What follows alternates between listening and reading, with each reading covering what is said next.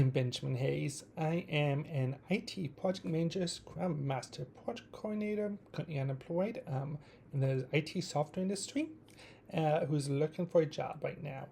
I have wrote a book about running AI chatbots locally on your computer, and the book's name is called GPT for All, installing, configuring, and using a local AI chatbot that you control.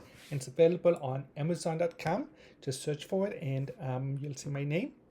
And it is currently free, as of November 19th, 2025, for Kindle Unlimited users only. And I'm going to make sure the price of the book is really cheap as well, because I want as many people as possible to understand and deploy a local chatbot on their computer, and not to use things like OpenAI's ChatGPT or Claude or any other online chatbots that you may be familiar with. So what's this video about? This video is going to be talking about what exactly a GPT AI system is. Because there seems to be a lot of confusion about what a GPT is, if you can make your own GPT, how they work, or exactly why is it called a GPT?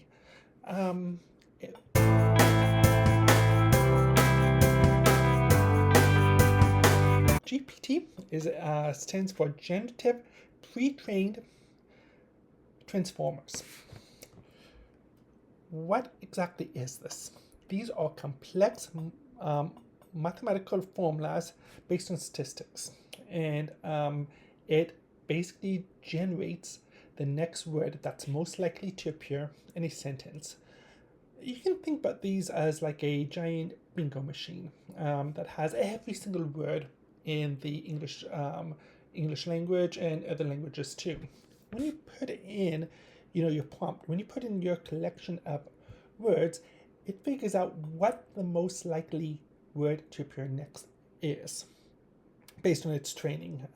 Training can be done automatically, or it can be reinforced through people actually training it. And basically what it does, it's like a bingo machine which just spins and the next words appear. Now the industry itself is a little bit more technical. They use words like tokens and complex words like that. But these videos that I'm speaking to, I'm not talking to people who are deeply involved in the AI industry. I'm talking to businesses. I'm talking to individuals, people who don't really want to deal with theory. Just give me the output. Generate the output that we want. So because it's based on probability, it's very likely that the same prompt that you put in is going to put out 2 or more different sentences every time you run it, because it is probability. It's based on what the most likelihood something is going to appear.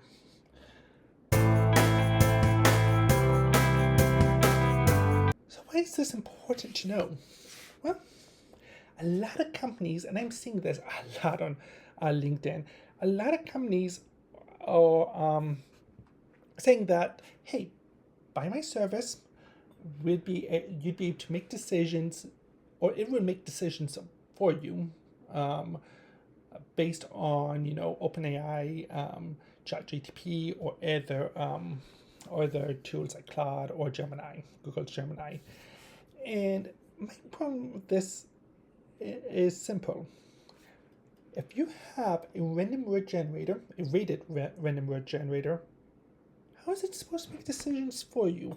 How can it make, say you should do X versus Y, if it's just, displaying the probability of the next word appearing?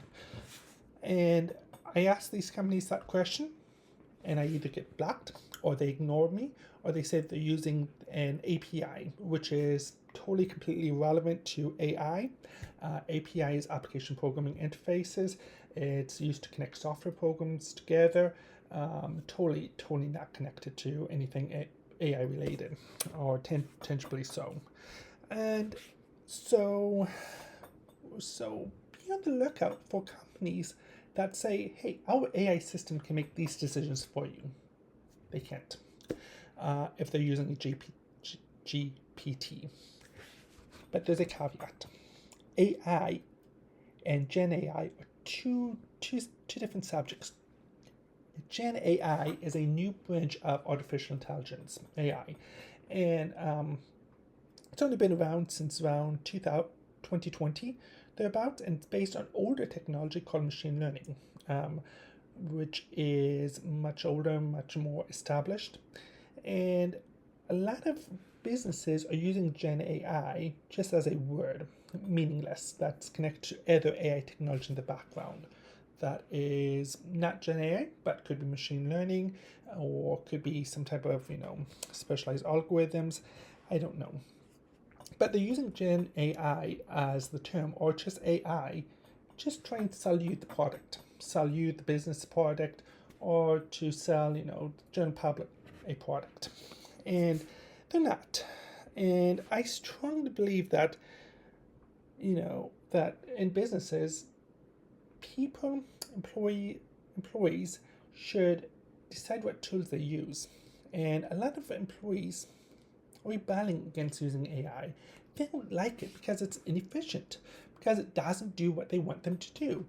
And honestly, if an employee doesn't want to use AI, they shouldn't use it. Managers should talk to the employees and figure out why they don't want to use AI. I feel very strongly that employees are lazy. I'm saying it, okay? Employees are lazy. People don't want to work. And if Gen AI tools can make their jobs a lot easier, they're going to use it. They will use the AI tools because it's easier, because people are lazy, and, because, it's more efficient, but they don't want to use it. So what I would do is I would talk to the employee and say, hey, you don't want to use these AI tools? Why not? And then listen to them. Listen to what they say. Get feedback, and you probably want to stop using those tools, because if the employees don't find it to be of value, don't use it. And I get the feeling that a lot of these tools that are being deployed, they're not AI tools. They're just, special prompts that are based off of ChatGPT or Claude or Gemini. And, it's just a waste. And given the errors, the hallucinations that these AI systems have, why deploy it? Why run the risk? So my advice, don't do it. Don't use these Gen AI systems.